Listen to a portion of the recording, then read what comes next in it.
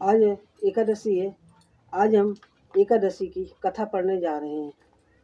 जया एकादशी। राजा युधिष्ठिर बोले, हे आदिदेव, हे जगतपते, हे कृष्ण, सूर्य, अंडज, उद्भिज और जरायुज, ये 4 प्रकार के जीव कहे गए हैं। उनके पैदा करने वाले, पालन करने वाले और नाश करने वाले आप ही हैं। कृपा करके माघ शुक्ला एकादशी का वर्णन कीजिएगा। उसका क्या नाम है और विधि क्या है? उसमें किस देवता का पूजन होता है? श्री कृष्ण बोले, हे राजेंद्र, माघ शुक्ल पक्ष में जया नाम की एकादशी प्रसिद्ध है। वह सब पापों को दूर करने वाली है, उसे मैं कहूँगा। यह पवित्र एकादशी सब पापों और विशाच योनि को नष्ट करने वाली है। इसका व्रत करने से मनुष्यों को प्रेत योनि नहीं मिलती है। हे राजन, इससे पढ़कर पापों को दूर करने वाली और मोक्षदायक कोई दूसरी तिथि नहीं है, इसलिए यत्नपूर्वक इसका व्रत करना चाहिए। हे राजेश सालदुर, इसकी सुंदर कथा जो पुराण में कही है उसे सुनिए। मैंने पद्म पुराण में इसकी महिमा वर्णन की है। एक समय इंद्र स्वर्गलोक में राज कर रहे थे।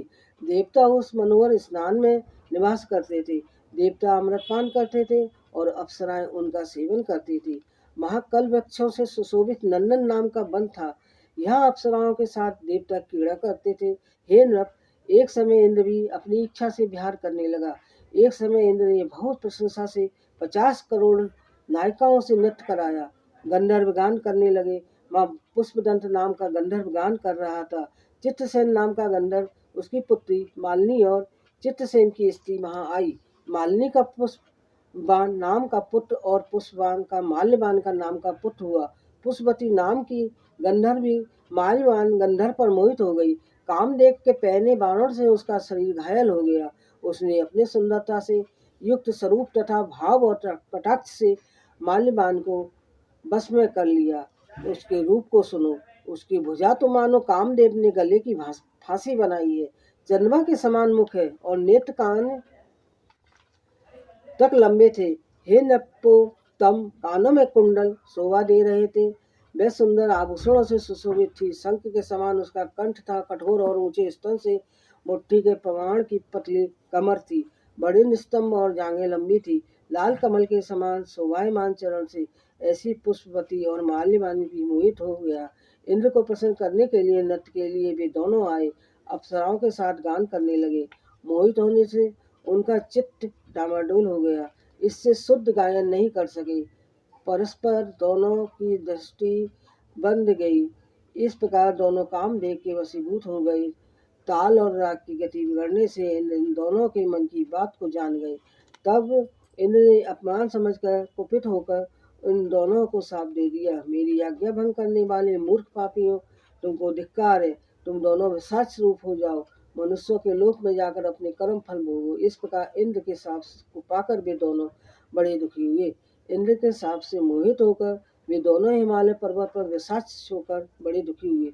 विशाच योनि से उन दोनों को बहुत संताप और कष्ट हुआ। शाम से सांप से मोहित होने के कारण उनको गंध रस और स्पर्श का ज्ञान नहीं होता था। शरीर में जलन होती थी। उससे शरीर पीड़ित होकर गिर जाता था। नींद नहीं आती थी। उस गंभीर पर्वत पर भ्रमण करते हुए शीत से पीड़ित वे दोनों परस्पर वार्तालाप करने लगे। शीत के कारण दांत कटकटाने लगे और शरीर में रोमांच खड़े हो गए। विषाशील से पीड़ित होकर माल्यवान ने अपनी स्त्री से बोला, हमने कौन सा दुखदायी पाप किया है जिस दुष्ट कर्म से हम दोनों को विशाच योनि प्राप्त हुई है। मैं विशाच योनि को कठोर और निंदित नरक समझता हूँ, इसलिए किसी प्रकार भी पाप नहीं करना चाहिए। इस प्रकार वे दुख से घबराकर चिंता करने लगे। दैव्य योग से माघ शुक्ला एकादशी आ गई। तिथियों में श्रेष्ठ जया नाम की प्रसिद्ध तिथि आ गई। उस दिन उन दोनों ने कुछ आहार नहीं किया। हे नत्ते, उस दिन उन दोनों ने जल भी नहीं पिया, न जीव हिंसा की, न पत्ते और फल खाए। वे दोनों दुखी होकर पीपल के पेड़ के पास पड़े रहे। उसी तरह पड़े हुए उनको सूर्यास्त हो गया। अत्यंत शीतकारिणी रात हो गई। जाड़े से कांपने लगे और जड़ सरीखे हो गए। शरीर और भुजाओं से परस्पर आलिंगन किए हुए पड़े रहे। न नींद आई, न सुख मिला, न मृत्यु की इच्छा हुई। ये राजसार इस प्रकार इंद्र के शाप से पीड़ित उन दोनों दुखियों की रात्रि बड़े कष्ट व्यतीत हुई। परंतु स्त्री के व्रत और रात्रि में जागरण करने से उन दोनों को व्रत के प्रभाव से जो फल मिला उसे सुनो। हे नप्ते, जया एकादशी का व्रत करने से और विष्णु के प्रभाव से द्वादशी के दिन दोनों विशाच योनि से छूट गए। पुष्पवती और माल्यवान पहले की तरह रूपवान हो गए, पहले की तरह स्नेहयुक्त और आभूषणों से सुशोभित हो गए। वे दोनों विमान विमान में बैठ गए। अप्सराएं सेवा करने लगी, जम्बुरुक आदि गंधर्व स्तुति करने लगे। हाव भाव से ये दोनों स्वर्गलोक में आ गए। इंद्र के सम्मुख जाकर प्रशंसा से प्रणाम किया। उनको पहले की तरह देखकर इंद्र को आश्चर्य हुआ।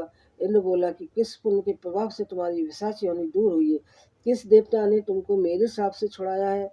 मालवान बोला, वासुदेव की कृपा से और जया एकादशी के व्रत से हमारा शाप मोचन हुआ है। हे स्वामी, यह बात सत्य कि उनकी भक्ति के प्रभाव से विशाच छूट गया। यह सुनकर फिर इंद्र बोला, एकादशी का व्रत और विष्णु की शक्ति करने से तुम पवित्र हो गए और मेरे भी पूज्य हो गए। जो मनुष्य तथा विष्णु की भक्ति में लीन है, वे निसंदेह हमारे भी पूज्य और वंदनीय हैं। अब पुष्पवती के साथ स्वर्ग में सुख से विहार करो।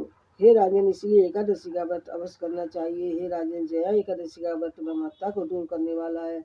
जिसने इस व्रत को किया है न, उसको सब दान और यज्ञों का फल प्राप्त हो जाता है। जिसने जया एकादशी का व्रत लिया, उसको सब तीर्थों के स्थान का फल मिलता है। जो कोई श्रद्धा और भक्ति से जया का व्रत करता है, वह करोड़ों कल्प तक वैकुंठ में आनंद करता है। इसके पाठ करने और कथा सुनने से अग्निहोम यज्ञ का फल मिलता है। फलाहार फलाहार इस व्रत में गोंदगिरी के पाठे, ग्वार पाठे का सागार लेना चाहिए। दूध दूध व कुटू से बनी मिठाई या सामग्री और फल तथा मेवा आदि लिए जा सकती हैं। बोले एकादशी माता की जय।